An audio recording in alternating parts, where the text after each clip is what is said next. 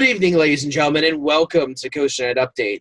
We've got some breaking news out of Kings Island's opening weekend, where numerous people, including our own Patreon group that went out there for opening day, noticed a... Yeah, well, hold on. What's up with that? Like, people are starting to meet. They're planning to overthrow us or something? Is that what's going on? Our patrons are forming their own club.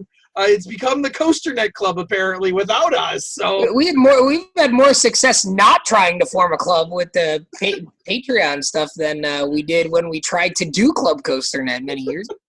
But that's been really awesome. So it sounds like they had a great time there opening day. A group of 4 or 5 of them met up and hung out at Kings Island. And ran into a few of our friends, few of our viewers, and a couple patrons down at Carowinds a couple weeks ago. So I was glad to see people getting out to the parks. So they messaged us right away and said, hey, there's a lot of clearing out here over by Racer. So basically... It's always clearings at Kings Island. Always clearings. So basically you have the removal of Firehawk. So start there in your mind. And there is a straight cut across right next to Racer through the old Dinosaurs Live area. They weren't able to take any pictures for us, though. So... man, come on. They failed their first assignment. but there are definitely clearings. Definitely they took down all the trees in this straight across. I was talking to some of our other friends, like Daniel Glosser and some other people. And he did a nice little image for me because we were trying to figure out, well, what might go here. And he actually said that the space of land that's cleared, that he was able to overlay Gatekeeper right on top of it. So to keep in mind, roughly that's what we're talking about. Now, I'm not making the assumption here that we're getting a wing coaster or whatever. It's going to be called the Bat. Oh, wait. but I think that's where we have to start, is so far, this is what's been cleared. We don't know if they're going to keep continuing forward, maybe around Windseeker, around the Action Zone Theater, into more areas, because I think if you're talking B&M Giga, I think you almost have to do that. You have to either expand out behind Banshee, or you have to keep going around the turn there. Because right now, having a space roughly the size of Gatekeeper, I don't think that's enough area to do a B&M Giga. Would you agree?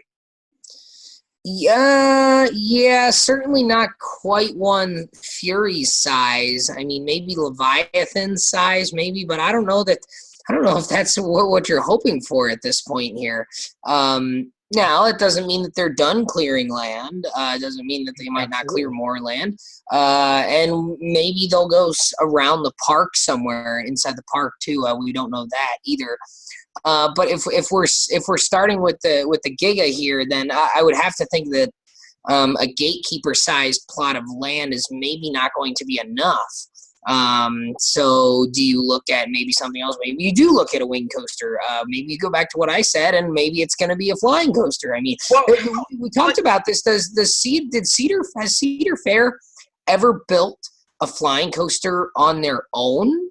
No. Most of the ones that they have were inherited through Paramount, between Nighthawk, Firehawk, which I guess they inherited from Six Flags, and then moved.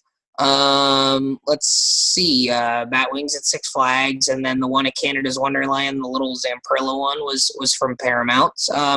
And Cedar Fair doesn't have any B&M flying coasters, do they? No, Manta, none. Atsu, the Supermans, no.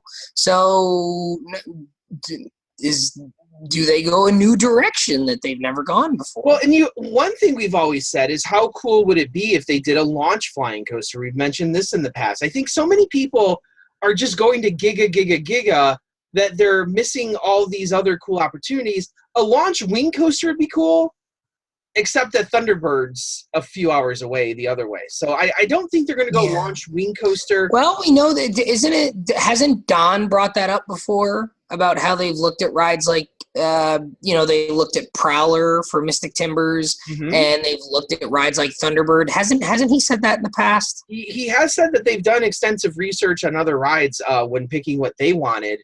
So I personally think a launch flyer, because you have the naturally built-in records of first ever launch flying coaster, like that they love that kind of stuff. So that automatically you get that, and then you can go from there and how big it's going to be, what you're going to do with it. I think something like Flying Dinosaur looks really intriguing out at Universal Japan. I think a launch flying coaster would be out of this world amazing. I still think it's going to upset some of the people there if they don't get a Giga, which I don't understand at all.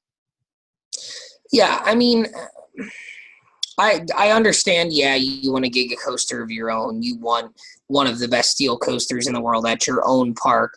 But the fact of the matter is, if you're an Ohio fanboy, you've got a lot of those already a couple hours up the road. So I get it, but at the same time, we always talk about how it's easy to go taller, faster, longer, whatever. That seems to be what people really care about sometimes.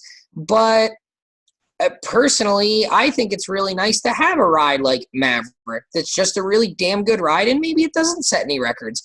A ride like Thunderbird at Holiday World.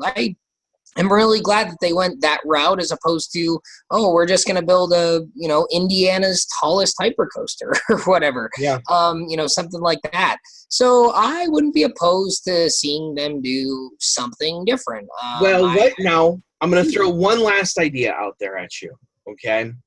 That we know last year there were heavy rumors that Fred Grubb was spotted over by Racer. And we jumped on top of that, and a lot of us said and speculated, well, would they RMC Racer? And the answer was no. Most people agreed that it's probably not going to happen. What if, though, because now we're talking about an area right by Racer that supposedly Fred Grubb was at, which I still don't actually believe he was there, but let's, for the sake of argument, assume that he was. What if we're talking an RMC T-Rex Giga, which we have no idea what kind of layout that would have? Well, I mean, at the Wonder Woman Media Day, I remember Alan had said that they could go up to about 200 feet with the Raptor and that the T-Rex could go 300 feet. So I don't think we can dismiss that possibility. And your records are there. Tallest single rail coaster. There's clearly a record to be had no matter how high you build this thing. So yeah, I mean, it's a little harder for me to get on that wagon because we haven't seen it yet. But if this is a product that they're trying to sell, eventually we're going to see it. So you might ask yourself the question, is this the time that we see it? And like I said before, we don't know what that layout would look like. We don't know how the constraints of having the single rail would affect how much land you would actually need to clear.